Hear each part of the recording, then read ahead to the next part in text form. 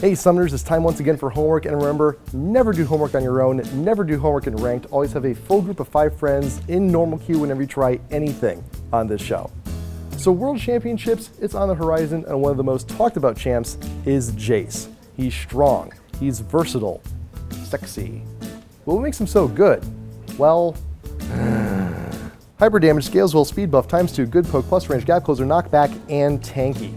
All this and more makes him a fantastic pick up there in the top lane. But he's seen a lot of competitive play in other positions, but let's face it, top lane is where his jack of all trades kit works the best. Now it's time for the homework. I want you to play 2 games with Jayce, once building for damage and the other building as a tank.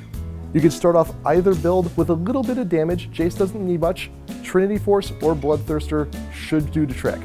If you're building for tank, you got the Randuin's Omen and Maw of Malmortius, that's going to be plenty for you. If you're going for damage, Infinity Edge and the Last Whisper should do you right.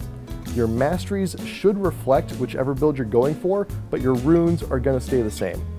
Also grab up Skarner as a jungler for your team. He benefits so much being paired up with a Jayce. That acceleration gate really helps out in those ganks and team fights.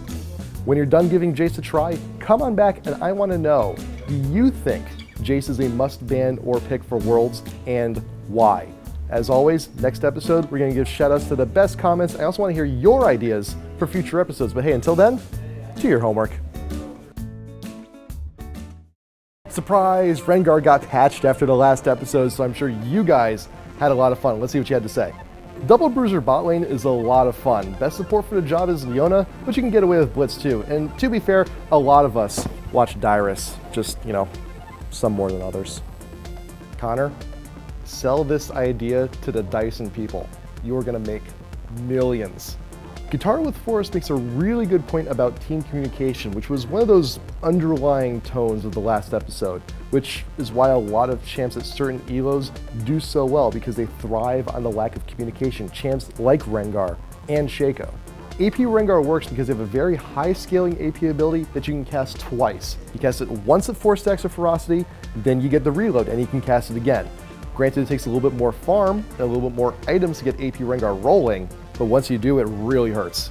We do read every comment in Django, it's just a very limited amount of time at the end of every episode. So we just try and pick the ones that will spur on the most conversation, or ones we just think are funny like this one. Still not shaking your hand without gloves, Mr. Tastic.